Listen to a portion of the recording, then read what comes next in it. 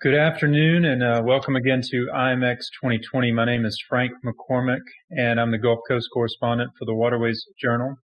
Thank you for being part of IMX and this session where we're going to focus on the impact of deepening the Mississippi River ship channel to 50 feet.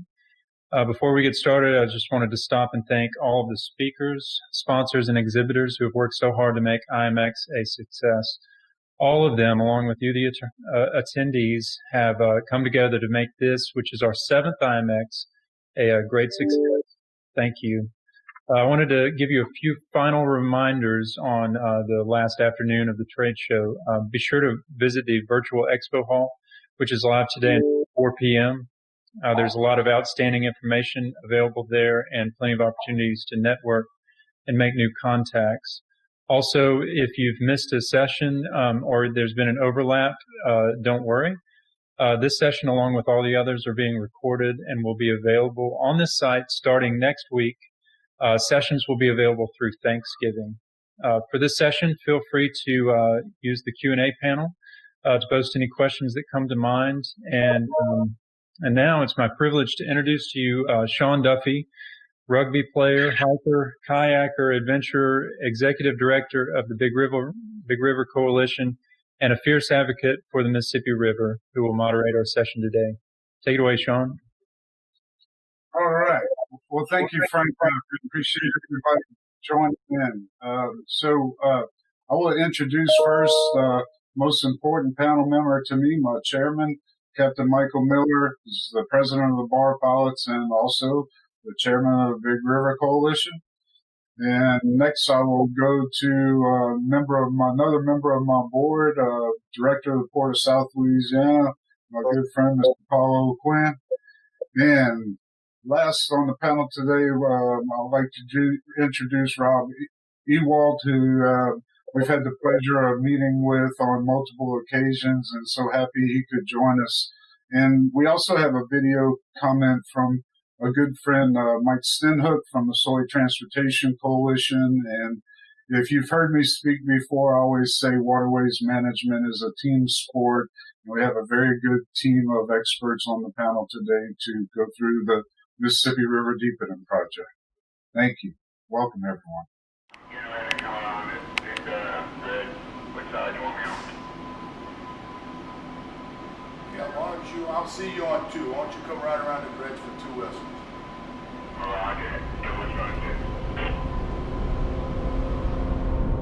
We have a cutterhead dredge, pipeline dredge, that's working Southwest Pass. And these dredges, it's one-way traffic by these dredges.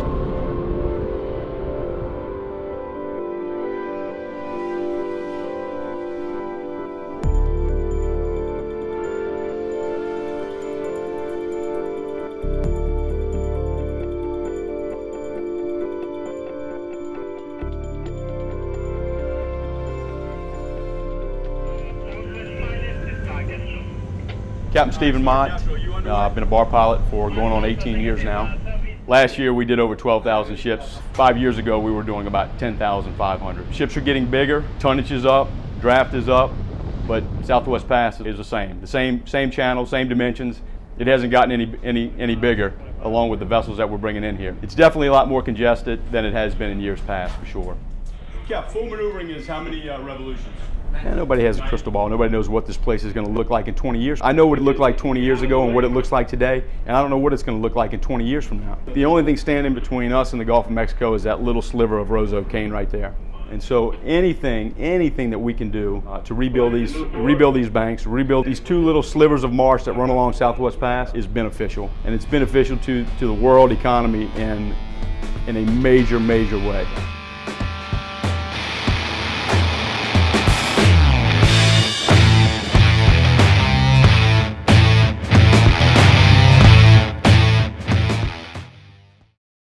Thank you, Captain Miller. That video always helps get us going, covers so many of the topics I wanted to discuss today. And I use this slide a lot, so if you see that section in the brown there, you see the Mississippi River Basin, 1.25 million square miles of our country, 31 states connected to 350 million plus acres of agriculture. if you've heard me speak before, I try to add a little humor. So in this year of 2020, I figured this was appropriate. I know some people would probably rather me put a mask on right now, but I can't help you, unfortunately. But I wanted to add a little humor to it. So Mississippi River Ship Channel, this means a lot of different things to people, but this is the actual ship channel from Baton Rouge to the Gulf of Mexico. It shows we have 4 of the top 15 tonnage ports in the nation along this river system, 256 miles of river. It shows the Southwest Pass, the 45 feet by 600 feet on the very lower end, and then the dimensions above that going 750 feet wide, and then from New Orleans up to Baton Rouge at 500 feet. So the river deepening, I was reminded recently that the Dredge Act, which was a legislation proposed with lead of Congressman Cedric Richmond and then Senator Mary Landrieu, was in June of 2012. Unfortunately, that bill never went anywhere, but really where deepening to 50 feet was restarted happened when the Big River Coalition received a memo from the Core Institute of Water Resources. After we went and met with them, the Institute of Water Resources provided a report to Congress on the nation's preparedness for post-Panamax trade, and we felt like they mentioned the Mississippi River, but didn't exactly focus on the importance of bulk cargoes. And they asked us, what would you like us to do? And we said, we'd like a memo for you to include us in the report. And they did. So that happened on August 24th. On August 25th, I spoke to my board and said, I think it's time we reinvigorate going to 50 feet, the deepening. We had been authorized since 1986. Word of Bill 1986 authorizes us actually to go to 55 feet. So, as I talk a lot about a team, so I was told by my board, hey, Sean, what would it take for us to deepen the river to 50 feet? And I came up with these 3 steps. And the first one was key. Without that, the word of bill, the same one that authorized the river to go to 55 feet, put a threshold limit for full federal maintenance at 45 feet. And if that had stayed, we probably aren't here today. That was changed in the Word of Bill 2014 and just increased the threshold to 50 feet. The moment that happened, we began working on number 2. The Corps had to redo the economics of the river deepening. The deepening to 55 feet happened 20 plus years before anybody thought about expanding the Panama Canal. So we always felt that the economics would be there to justify going to 50 feet, but the economics had to be updated. And then step 3, I've kind of learned, has a bunch of different sub-steps in it or parts to it. But the main part is that the state of Louisiana and the Corps signed a cost share agreement to move forward with the deepening. And there are 3 dredge contracts the Corps will deepen the river with. The Captain Frank started dredging on September 11th. And the other 2 dredges, another cutterhead and 1 more hopper, are all under contract now. Kind of a breakdown here of the cost. The first phase, and that's the one we're working on now. That's deepening from Venice to the Gulf of Mexico by dredging about 30 miles of river.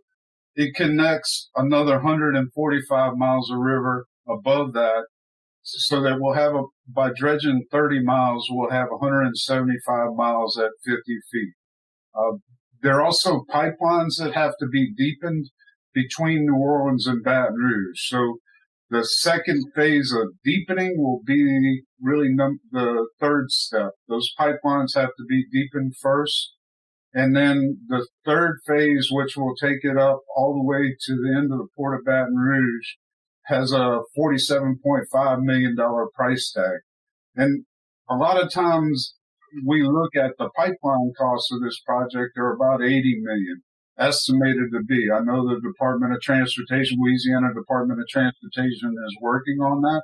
And some of the pipelines may just decide not to deepen and to be pulled out. So what that cost will be, we'll know more later. But the key is to focus on the first phase first.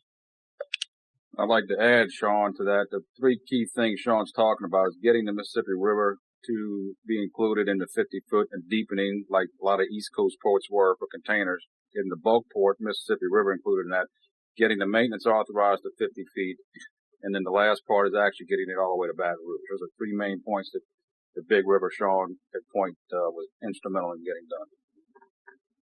Thank you, Captain Miller.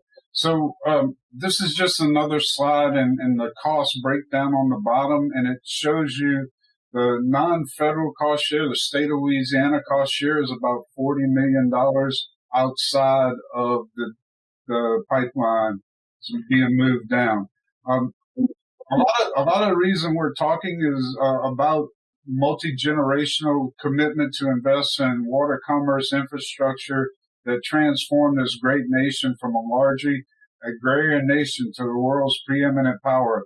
That's a quote from the Mississippi River Commission and follows very much what we're talking about today, long-term investments in the river to modernize the river, to bring locks and dams into play.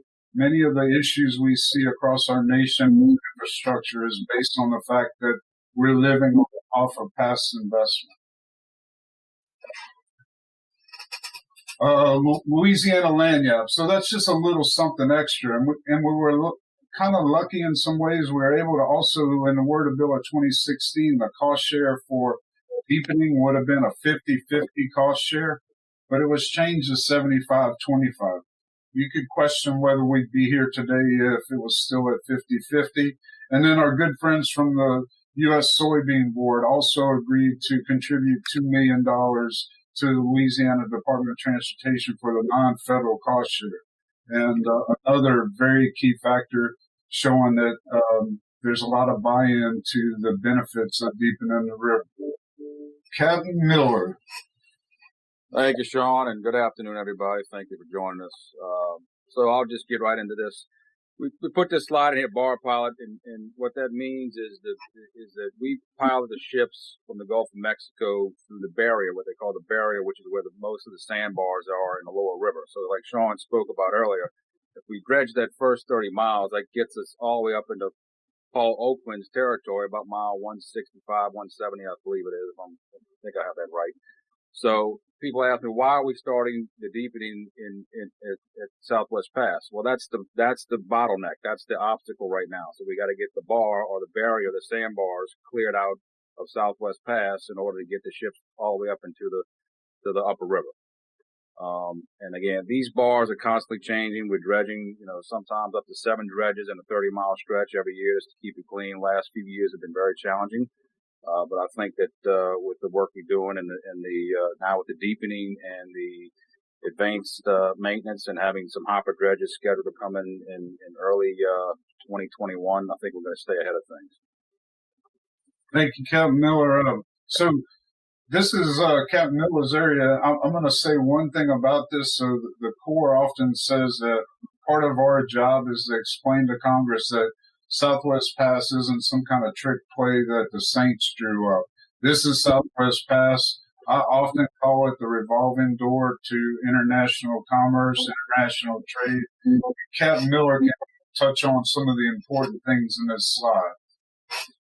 So what you see and what you saw in the video was that stretch of land that Captain Mott talked about. That's what we're looking at right here. We're looking downriver out towards where the Mississippi River empties into the Gulf of Mexico. So as you can see, that last 2 miles is only rock jetty, and then we have that little sliver of land there. And so in this picture, you'll also see 2 cutterhead dredges working, which are pumping material onto the banks, and a hopper dredge in the forefront of your screen. And the white areas you see on the right side, which is my right side, is where new material was pumped in very recently from one of those cutterhead dredges. And this is a tricky area because this area is only 600 feet wide for us. So it's important that we keep this lower 2 to 5 miles very clean. As Sean has mentioned as well, this is the largest port complex in the world. We have 5 major deep water ports: Port of Plaquemines, Port of St. Bernard, Port of New Orleans, Port of South Louisiana, which is number 1 in the Western Hemisphere, and the Port of Baton Rouge. And we'll see in some next slides. We can move on, I guess. The types of ships that we pilot. We pilot bulk carriers, we pilot cruise ships, we pilot LPG, container, chemical tankers, parcel tankers, oil tankers, and reefer ships, and also OBOs, which is or bulk oil. Yeah, we just break it down in a pie graph. What you see here is we're mainly bulk, either liquid or dry bulk. And the blue and the green represent the main part of the bulk. What you see is almost 3/4 of the ships that we handle.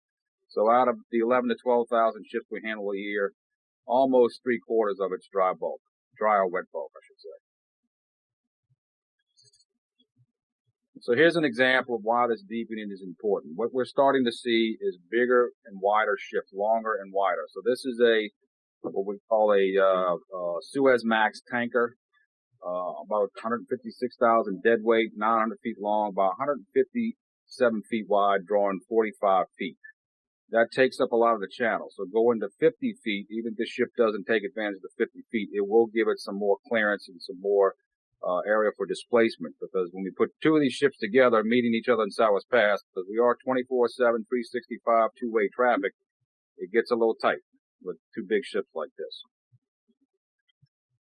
So I'll cover this slide, and this is kind of what I referenced in how this great nation was really built by infrastructure investment. This slide shows the federal investment in infrastructure to the core, going back to really the start in the 30s. You'll see, like noted at the top of the page, $70 a person in 1936 to 1966 at $56, and since that point in time, we've seen it go down. I remember in 2014, we were investing in our infrastructure at number 144 in the world. We're talking about multi-generation approach to revitalizing and replacing and restoring a lot of that same infrastructure that was built by our forefathers. This one. So, one of the metrics I wanted to add, and this is a 2019 slide, but this shows the operation of Bonnet Carré Spillway, which simply is one of the metrics you can look at for floods, for high water events where the Bonnet Carré is kind of a plug that can be pulled so that some of the water comes out of the river system.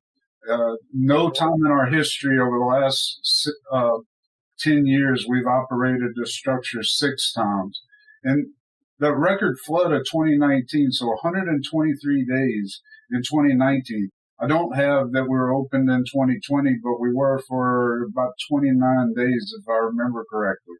So we're looking at more metrics. The great floods of 1927 and 1973, we passed more water last year than we ever have.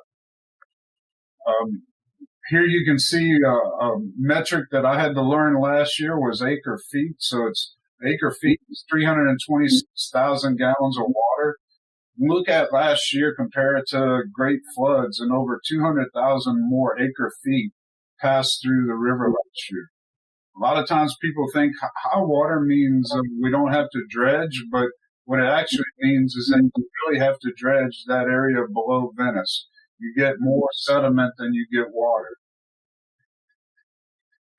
Here's a slide that I like to use. It shows the partnership between the National Oceanic and Atmospheric Administration and the U.S. Corps of Engineers. And it talks about things people live along the river know more and more. We're seeing more precipitation. We're seeing more frequent high rivers. And we truly believe this is one of the things that justifies the increased investments in the river system. Okay, so this is a quick photo. This is what as a pilot, we look at these cutterhead dredges, which are the big pipeline dredges that do the coastal restoration as well as dig the channel deep. So basically what they do is they take up half the channel. So if we have a 600-foot wide channel, they will eat up 300 feet of that channel. So it makes one-way traffic around those dredges. So it's just a little challenge for the pilots. They got to coordinate ahead of time, but we do like the cutter head dredges because they cut very deep and very wide, and then the extra benefit of the coastal restoration and marine habitat and wildlife habitat that they create. Here's another example of the larger ships we're seeing. This is an exceptionally large bulk carrier, 182,000 deadweight, over 1,000 feet long, 148 feet wide, and she did draw down to 47 feet. I think she was loaded with coal when she came out.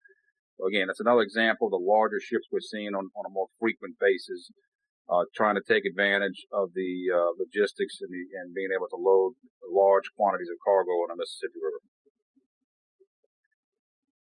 So this is a slide I like to use because I remember last year when we already had Bonnie Carey open, a friend of mine sent this to me from a farm down the road from his property. And one of the things we heard a great deal in 2019 was we have to fix Southwest Pass. The metric at the bottom talks of the Corps and quick estimating said that $6 to $7 billion worth of cargo that would typically transit through the river system was impacted by the flood and draft restrictions and scrambling for funding and dredging. And this is always a reminder that we're the funnel for so much of the nation. 41% of the nation drains through the lower river.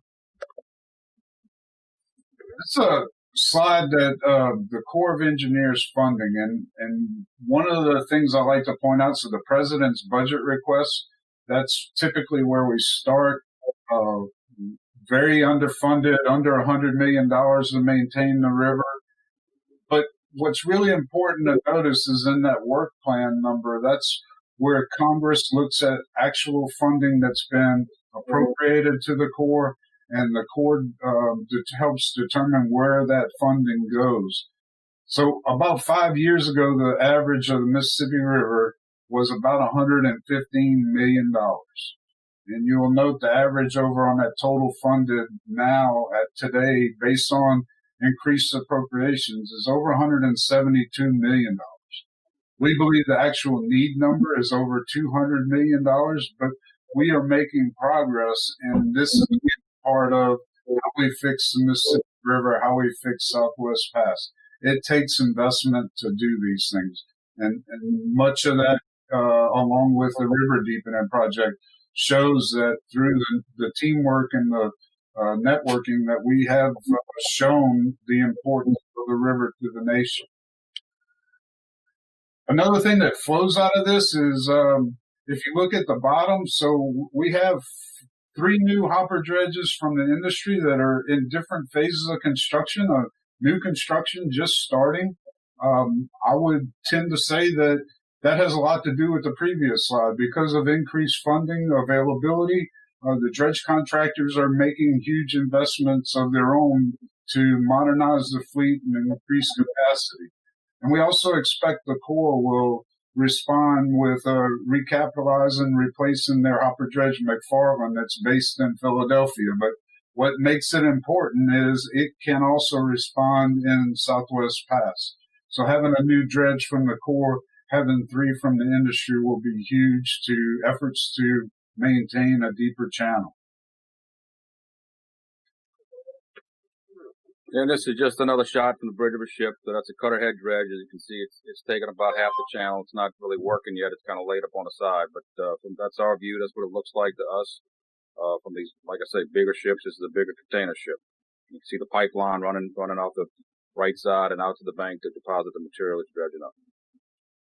So I will follow up with Kevin Miller on this slide and say that we're going to talk more about beneficial use. We're getting ready to highlight some of it, but this is the bar pilots' buy-in is they are willing to deal with this because they see the great work the cutter heads do on the channel, but it's because of the beneficial use that this is really something that they figure out how to deal with and do one-way traffic and work on passing and communication. Have great communication with the dredge contractors and the Corps. It really is another example of that teamwork in practice. I talked about record flood of 2019, and when I talked about the amount of material, so last year the Corps removed 87 million cubic yards from the ship channel. The normal average you can see right below is about right around 50 million cubic yards. In Southwest Pass last year, it was almost 47 million cubic yards of material that were removed. The good news is over 25 million cubic yards were beneficially used and restored over 2,000 acres in that lower river. So a lot of benefits to wildlife. Some of our partners in this area are Louisiana Wildlife and Fisheries and U.S. Fish and Wildlife because of the benefits of restoring this acreage. So this is when we have multiple dredges working in Southwest Pass. Sometimes they're working on each side of the bank, and again, with a ship, we just got to sneak in between them and find a gap and communicate with the ships coming downbound and make sure we don't meet there at the same time. Those are two hopper dredges both working northbound. So another advantage, something that's happened that has never happened before, is we start calendar year, our fiscal year 2021, but really in early January. We have a dredge under contract already, the Glen Edwards, large hopper dredge, and then the Stuyvesant, the second hopper dredge, and then the Newport. So we have 3 dredges already to go in 2021. That's never happened before. This is new, and this is based on collective efforts to try to maintain the pass and try to better manage the Mississippi River system. A lot of kudos to many people on this. I touched on this a minute ago. This, again, is about the new hopper dredges. I'll try to keep us moving along. Won't read it all, but, again, big investment, new dredges, new hoppers. This is another another shot. Sean put a few of these in here. Just another shot there. That's a cutterhead dredge working at the head of passes, which is a very tricky spot for us because of the currents that shove you one way and you got to go the other way. When you have a dredge working where you need to be, it creates a little bit of an obstacle. But again, we are committed to using cutterhead dredges for all the great benefits of keeping the channel clean, so that ports like South Louisiana can maximize the carrying capacity of the ships that are coming into them. So this is a side-by-side of 1985 and 2015, showing the increased acreage. So very few places in Louisiana have as much land as they did on the coast 30 years ago. And this goes back to 2015. You can see the new acreage. We do talk about it a lot because we're very proud of it, but it just makes sense. Captain Miller will often say we're taking mud that's an impediment in the channel and building land on the sides. Since that photo of 2015 was taken, we've added over 6,000 acres. I have on my Christmas list a new aerial photo. This is a breakdown of the acreage. So truthfully, this is the largest wetlands restoration project in the world. All South Louisiana, coastal Louisiana, Bird's Foot Delta, over 10,000 acres. There is so much dredge activity getting ready to happen that I think it took us 10 years to get at 10,000 acres. We'll probably hit 15,000 acres over the next 3 years. This is what it looks like. That's the mud being placed from the ship channel, being pumped into the marsh. And you can see that right behind that pipeline, I mean, there's solid ground. The water flows out of this material. It stacks up pretty quickly. And also, very interesting, gets habitated by wildlife very quickly. So part of last year, we talked about fixing Southwest Pass. And Captain Miller, basically said, Sean, what's your idea? How do we do this? What do we do to improve? And we ran a campaign called Full Funding Floats All Boats. And it talked about getting the president's budget request up to $200 million. Things didn't work out that way. That was our idea. But we had a lot of support in Congress that led to increasing the appropriations and also funding for the deepening. So we use this campaign to push forward to trying to better maintain it. And we talk about how it's time that we revitalize and rebuild this infrastructure. We've lived off of the investments of the past for a long time, but we need to modernize this system and be ready for the future now. Another thing that happened last year in the work plan, along with the funding to deepen the river, was a regional dredge program was set up where the Corps has funding committed. It's part of the reason we have the hoppers in 2021. They have a joint agreement with the Corps district in Mobile. So we have a dredge under contract, and we know it'll be dredging in either or place. And if it's needed here, like it was this year, it came over here first and then went back over to Mobile. Cap Miller always gets a chuckle out of me because when I go out on a ship, I look to see wildlife. I love seeing the birds and the dolphins, the porpoises down in Southwest Pass, and I think it's important. This is the connection. This is one of the reasons we work so hard on the beneficial use. And here I talk about the Informa Economics, the report that they did for the Soy Transportation Coalition that we helped with. And it's kind of a setup for the comments upcoming of Mike Stenhook and Rob Ewald. But one of the things that we've always talked about is we may indeed have draft restrictions if we get to 50 feet. We have them now. We'll probably have them. But the draft restriction would start at a deeper depth. Maybe a draft restriction would be 49 feet. We don't know, but we're working, and hopefully with the increased funding, we can start to alleviate some of those problems as well. So, sometimes perception, this is a photo taken by a friend. We went down, one of the beneficial use sites had over 50,000 nesting birds on it. And I was interviewed, and it's outside and it's hot and you're sweaty and nasty, and I'm telling my wife about how hard it was, and she laughed at me and said, "You're out on an island with a bunch of chicks."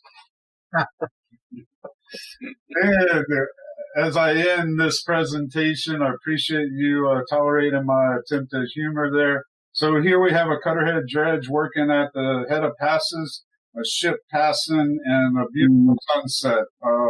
With that, I appreciate it. We're going to hold questions after the last commenter and try to move you right along into the next presentation. Thank you. Thank you, Captain Miller. Thank you. Good afternoon. I'm Mike Stenhook, Executive Director of the Soy Transportation Coalition. You know, one of the lessons that was reaffirmed to me in being involved and engaged in the Lower Mississippi River Deepening Project is that we projects are always more successful than me projects. The Soy Transportation Coalition was delighted to work with the leadership of the Big River Coalition, the Louisiana Department of Transportation and Development, the U.S. Army Corps of Engineers, specifically the leadership in the New Orleans district, and all of the various port regions and authorities that are located along the lower stretches of the Mississippi River to help make this project become a reality. You know, a couple years ago, the Soy Transportation Coalition leadership, our farmer directors who are located and farm from throughout the Midwest, we had a discussion in which we thought it was unfortunate that this project, which we argue is the single infrastructure investment that would provide the greatest degree of benefit to soybean farmers throughout the country, we thought it was unfortunate that among policymakers, a lot of them regarded this project as simply a Louisiana thing.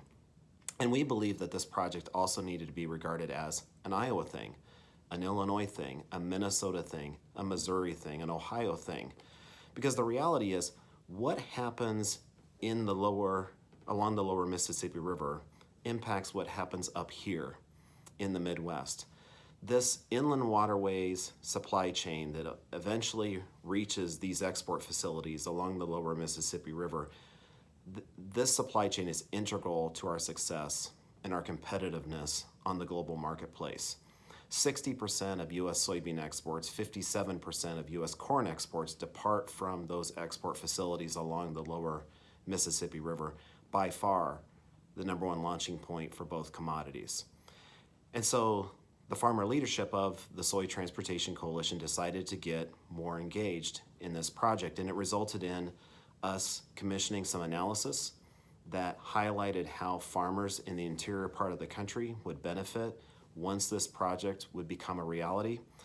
The farmer leaders of the United Soybean Board committed $2 million to help underwrite the cost of this project and the non-federal cost share associated with it.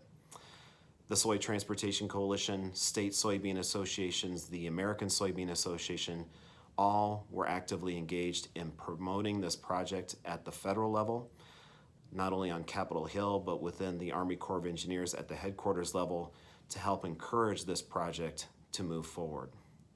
And we're happy that it eventually got the green light and we're seeing the project indeed become a reality. You know, one of my takeaways from working on Capitol Hill before I started working for the Soy Transportation Coalition is that for anything to get accomplished, it is not just a function of what specifically is being suggested or articulated, but it's just as much a function of who is articulating it or making that suggestion and how frequently that message is being transmitted. So we, within the soybean farmer community, we were very pleased to be involved with this project, working alongside the established leadership down in southern Louisiana to advance this project and to increase the frequency in which this message was being transmitted and increase the number of stakeholders that were actively engaged in it.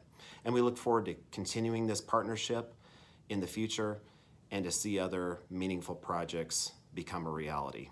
So thank you for allowing me to join you. Enjoy the expo. Okay, it looks like I'm next. Paul Oakland, I'm Executive Director for the Port of South Louisiana.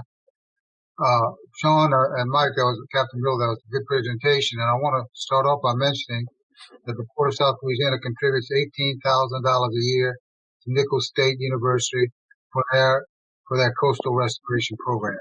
We're very involved in coastal restoration, and it's very, very important, and we get it. And talking about getting it, I'm so happy Mike Stenhook just told you that they got it. The deepening of the mouth of the river to 50 feet is not a Louisiana project, it's a USA project, and the $2 million they contributed to the deepening is so symbolic. It shows that they truly get the picture, that it's a USA project. The slide you see now shows the Port of South Louisiana, which has jurisdiction for 54 miles of the Mississippi River. The blue sites are existing industries. We have 68 existing industries in that 54 miles. We have jurisdiction of the river, everything between the Port of New Orleans and the Port of Baton Rouge. Together, those five deep water ports make up, as everyone has said already, the largest port complex in the world. 5 deep water ports there. It's been said that, in my opinion anyway, I don't know, it's been said by me, that the Mississippi River is this country's greatest natural resource, not Louisiana's greatest natural resource, but this country's greatest natural resource. As was mentioned earlier, we connect the 31 states and 2 foreign countries, and all that grain from the Midwest comes down the Mississippi River and its tributaries to our ports. Look on the left-hand bottom of the screen there, you'll see what makes the port such an attractive place to locate: the infrastructure, the Mississippi River, 33 crude oil pipelines, 159 natural gas pipelines within the port's jurisdiction. And as I mentioned earlier, we have 68 existing industries and a lot more on the drawing board. Within that port jurisdiction, we have 7 grain elevators that ship out over 100 million tons of grain annually to 90 different countries. So we feed the world. And all that grain is not Louisiana grown grain, it's Midwestern grown grain, or most of it is Midwestern. Also within the port district, we have 4 refineries that produce gasoline and 10 oil storage terminals. We're the number 2 energy port. We're the number 1 tonnage port and number 2 energy port in the United States of America. We're right behind Houston. We have the capacity to store 217 million barrels of oil in our 10 storage facilities. So with the number 1 total tonnage, we're number 2 in energy transportation, number 1 in foreign trade zone. Okay, next slide. Here's a breakdown of our commodities that pass through the port of South Louisiana. And what I'd like to point out here, particularly for Captain Miller, who we couldn't survive without all the river pilots, in order to accomplish that amount of tonnage, we had to have 3,945 vessels call upon the port of South Louisiana and 54,921 barges call upon the port of South Louisiana. So you can see that's a lot of traffic, and we keep a lot of the river pilots very busy here at the port of South Louisiana. And as we said earlier, we're expecting it to get a lot better in the month of October when the grain crop starts coming in. Okay, next slide. Okay, what I'm showing you here is what's going on in the port of South Louisiana as we speak. Right now, we have 17 industries that have committed to locating within the port district, and you can see they're going to represent a total investment of $23.26 billion and 3,739 direct jobs, thousands of indirect jobs. And what's causing this? Why are we having this influx of new business industries located within the parish? Several things. Number one, it goes back to the river, Mississippi River. Number two, cheap and abundant natural gas, which is the feedstock for most of these companies. And our Louisiana workforce, which I've always heard since I've been affiliated with the port, that in Louisiana you get a dollar's worth of work with a dollar's worth of pay. So it's a very productive workforce. So out of that $23 billion of investment, about half of that is what they call foreign direct investment, where foreign companies are building a industry in Louisiana on the port of South Louisiana and shipping their product home. And it's because of the Mississippi River and cheap natural gas. It's cheaper for them to do it that way and build a facility in their own country. For example, we have 2 methanol plants right now in St. James Parish under construction. They're being constructed side by side. One is New Zealand and one is China. And they're going to ship their methanol home after they produce it. They're going to ship it to their home country from Louisiana. I can't over exaggerate the importance of dredging 50 feet. We're always having to question every time a vessel is loaded in the port of South Louisiana, how full can we load it? Are there any restrictions? Are we prevented from going to 45 feet? And there's a rule of thumb that every time you cannot fully load your vessel and you have to light load it, it's $1 million a foot that it's costing you. So and that's because of restrictions at the mouth of the river. And the same thing, for vessels coming in. Some vessels coming to the port of South Louisiana may leave Singapore at 50 feet, and when it gets to the mouth of the river, there's that draft restriction of 41 feet, it can't come in. We've had a vessel for one of our industries spend 42 days outside the mouth of the river, waiting for the restrictions to change so it could come in. So deepening the mouth of the river, it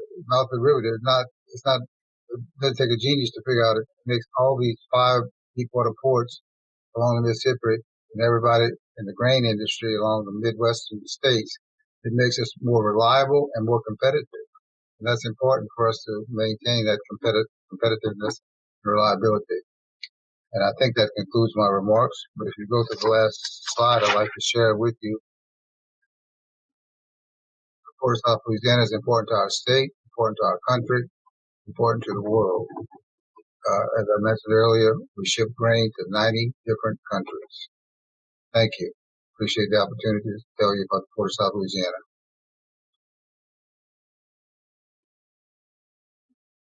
Thank you, Mr. Paul. Last but not least, the farmer dear to our hearts, Rob, I really appreciate you coming in, and you can give us the real experience of all that grain you're getting ready to send down our way. We're ready to have. Well, I'll do my best. Hopefully everybody can hear me all right, and I've had a little bit of technical difficulties, to say the least. Greetings up here at Pool 16 on the upper Mississippi. So I tried to talk like you guys down south and try to give you miles, but I have absolutely no clue what mile marker we are up here. You're at mile marker way up there. We are, and we're just getting started on harvest right now. So, I can tell you, I was asked as one of the chief beneficiaries to the deepening of the river, just to kind of give my personal account and what it means to farmers up here in Iowa. We farm right outside of Buffalo, Iowa, which would be the nose of Iowa. So I get to tell everybody around the country that I live 4 miles north of the Mississippi, and there's not too many people that get to say that. And so that being said, I think Mike talked a little bit about the money that was spent by the soybean producers across the United States and what an investment we think that is. I'll give you, in the study that was done by Informa, it shows that in our area in particular, we're looking at an 8 to 12 cent increase in price by improving our basis on the crop. So that may not seem like a whole lot, but when you look at what we're generating on a per acre basis, that should be an $8 to $10 per acre that we're going to benefit from the efficiencies of being able to put another 500,000 bushels on a ship heading over to China or Japan or where have you, which is, in these times, we need every bit we can get. The ag economy is kind of suffering right now with some trade issues and stuff like that, but if we can move it out and we can have that advantage over South America, I think that's just a huge, huge thing to have. That's one of our main things that we can see right away is the money that we're going to increase. The other thing that I personally am really excited about is with all this project going and potentially what we could see as far as container ship, container vessels moving up to not all the way up to the upper Mississippi, but to move even up to St. Louis is going to make this improvement for even the farmers inland by making more competition with rail. So when we look at how this affects the farmer, not just in eastern Iowa where I'm at, but as we go across the state, all of the farmers in Iowa, Minnesota, a lot, even this even reaches into the Dakotas and Nebraska a little bit, because if we can get some more increased competition with the rail, that's really going to improve the shipping for farmers in those western states that don't necessarily have access to the river directly, but it's just another thing that happens in the chain through competition. I think it's great. Another thing that container, with a deeper channel and being able to bring in these, I don't know the classifications of all those ships, but the really big ships, we can see that we can load some containers and ship some containers down and utilize that port a little bit more with our smaller customers. And maybe, I personally think that when this project's all done 5 years from now, maybe I'm shipping my beans directly to somebody in Singapore that needed 5 containers. And I think this whole project, you build on, it starts with the deepening, but we're going to see it improve, and we're going to see our infrastructure improve, and we're going to help us to be more competitive with our counterparts in South America. And I think that's what it's all about. We're getting ready, as I told Captain Miller earlier. We're as soon as I get off of this meeting, we're going to head to the combine. We're going to start cutting some beans that I know will end up in Japan. We've had the buyers come over and walk through our fields, and they're ready to get them. So we're going to start shipping down. I think our first barge that we will load with these food grade beans will go out about the 12th of October. So I don't know how long it takes to get down to you guys down south, but we're hurrying along here. So I don't know if I have much more to add. If you got questions for me, Sean, I'm open for it. Okay, Rob. Well, I really appreciate that, and you know who I am. So you say you're from the nose of Iowa, and people are always picking on you. I'll leave it at that. So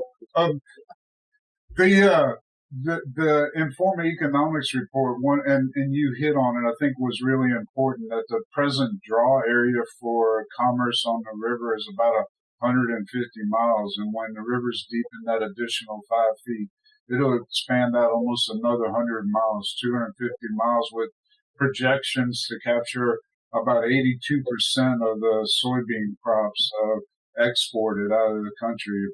Presently, we're at about 60%, so about 22% increase. So, really great stuff, and great to work with y'all. With that, I know we're going to open up for questions, Mr. Paul. I don't know if you can see the chat, but if you have one, I can read it for you if you would like, or can you see it directly? I don't see the question. No, please read it to me. So it's from our friend Scott Sigmund, and he asks, is there a need for additional intermediate temporary storage to stage the additional freight that will fill the vessels at greater load capacities? And are terminals expected to increase loading rates with faster, larger conveyors? Good question. I guess you would say probably yes to all of them eventually, but not immediately. It's not going to have an impact. We're just thrilled to death to have 50 feet as every day, all day, not having to worry about that. That's one less thing we have to worry about. I don't have to worry about, a grain elevator calling me in the middle of the night to have a loaded ship that can't leave until tomorrow morning. So that's the good part about it. But we survived all these years at 45 feet and 41 feet. So it'll just be so much easier, keep us so much more competitive. Conveyor systems and stuff like that. Of course, that improves your efficiency. Of course, no question about it. Right, and I would say, like, one of the things that as we sped through slides, so the core general reevaluation report identified a 7.2 to 1 benefit cost ratio, which is a great return, but the economics only captures present trade. The number of facilities, the number of ships we have, doesn't look at the fact that we have, I would estimate on the river, at least 35 billion in new facilities being proposed. We expect to see increased trade. We expect to see more terminals set up. And I think what we'll see is that the show me the money part of this will be, as trade does increase, that we'll see the industries also beefing up their facilities and working toward all those things. It's kind of like sometimes it takes a little while. We can't talk about what's coming, but we do believe we're going to see an increase in trade. It's all there, and signs are good for that. I don't see any more questions, but one thing I like to do as a moderator is ask. Sometimes we speed through things. I'll start with Captain Miller. And Michael, is there anything that we can cover you'd like to before we sign off? Yeah, I think one of the things that I've learned through this whole process and working with Sean the last 5 years is how interconnected everything is from the time that beam, the seed goes in the ground till it reaches its final destination. And one of the things that I stressed to Sean and he stressed to me is that, as the ports and as farmers became more efficient, as people improved their infrastructure, the ports expanded, the ships were getting bigger, they were modernizing, the Panama Canal was expanding. Well, as we said in the video, Southwest Pass was the same. We have to do a better job of improving the maritime infrastructure. What I mean about that is the waterways. We got to maintain our waterways to the level that ship owners are building their ships. Panama Canal, Port of South Louisiana, and Rob and his fellows up north are modernizing and becoming more efficient and producing more crops. And that's something I think Big River Coalition, I think we finally got that. Hopefully we got that solved with advanced funding and dredges and such not. And I think that's important. And again, stress that this deepening and also the maintenance means, I call it the 5 wins. We maintain this channel and we get it 5 feet deeper. That makes us more competitive on a national, international basis. It gives us as pilots a little more wiggle room for these bigger ships to maneuver in. We got the coastal restoration, wildlife habitat, marine habitat. I mean, it's a beautiful win. It's just a great win for everybody all around. Thank you, Captain Miller. And Mr. O'Quinn, anything you'd like to add before we do sign off? Anything we left out? No, and I don't know. You see the smile on my face, but I got to pinch myself every day to realize that we're getting the mouth of the river dredged to 50 feet. After all the years of trying to explain to how important it is to our transportation and to our entire country, I'm just thrilled to death that we're getting it dredged to 50 feet every day, all day, right? Yes, sir. That's our goal. Good. And with that, my friend from way up there, mile marker way up there, Farmer Rob. Anything we left out? Anything you'd like to add before we sign off? No, I think it was great what Captain Miller said. I mean, we're seeing our average yields increase. We're always going to have a lot more to export.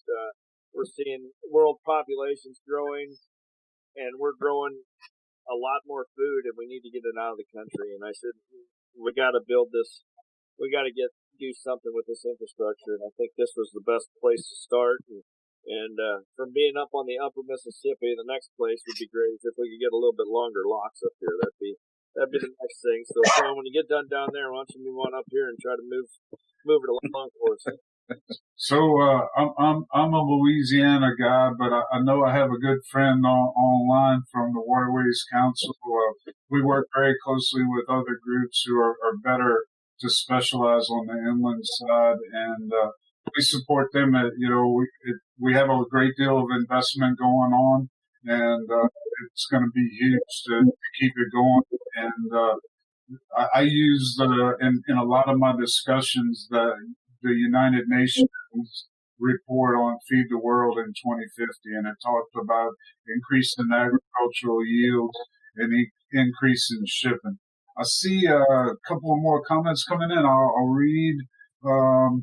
Let's see, for Captain Miller specifically, how many vessels are loaded to operate full on the Peninsula lines today? And is there an expected challenge to the pilots in getting familiar with a marginally greater depth? Great question. So really it depends on what the cargo is. If it's a heavy cargo, they can fully load to the peninsula lines. If it's not a heavy cargo, they may not get down that far. Like soybeans in a post-Panamax, they're not loading to the maximum draft just because they just can't fit any more cargo in the ship. So it's like cotton versus iron. There's a big difference. It may be the same volume, but it's going to take up less space. So, but for us, we're already handling 47 feet. So we're I think we're probably the only port or the only, river or the only system that allows over project depth. So we're at 45 feet. When conditions are right, we allow to 47 feet. That's because we have a forgivable bottom. So another 3 feet, I think for us is, I think we can handle that pretty easily. It's just these ships are getting so long and so wide. That's going to be our challenge coming up in the next decade or so. So I see one more question. I'll take it to kind of wrap up. I know we're really closely running out of time. And the question is related to why we focused on 50 feet and not 55. We do indeed have authorization to go to 55 feet. We were not going to be able to change that threshold from 45 to 55 feet in one wordable, if you will. And beyond 50 feet, we may have to look at maybe some re-engineering of Southwest Pass. Captain Miller's talked about it before, and we didn't focus on it a lot today, but if you have two vessels passing with 150,000 deadweight tons, you got to displace 300,000 tons of water. And the pass is, designed basically where it was when we were at 40 feet. So as we've looked at ships getting bigger, there are more and more demands. I'm not saying I want to be the guy pushing for 55 feet. It'd probably have to be a young guy with no gray hair, really stubborn. I can push him in the right direction, but we'll be happy to get to 50 feet and consider it a win-win for everybody. As Colonel Murphy from the Corps said, it'll pay for itself in 2 years, and we'll be happy to get there.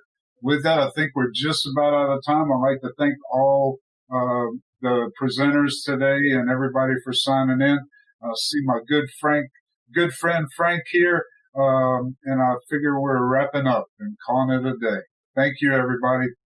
Thank you, Sean. Thank you. sir. Thank you, Sean, and all the panelists for the update. It is a great story, not just for Louisiana, as you said, but for the nation and the world. I did want to mention again to all our attendees, whether you're at home, in the office, in the field, or wherever you're doing your work these days. And a special thanks to our sponsors and exhibitors, and to all of you who represent this community in the maritime industry. It has no equal. One last thing, the clock is ticking, so be sure to visit the virtual expo hall. It's open until 4 p.m. Engage with exhibitors and be sure to network with colleagues, both old and new. And one more thanks from the Waterways Journal, and we look forward to seeing all of you at IMX in person, May 24th through 26th, 2021. Thanks to you all. Thank you, Frank. Look forward to it, Frank. Thank you, everyone. Thank you.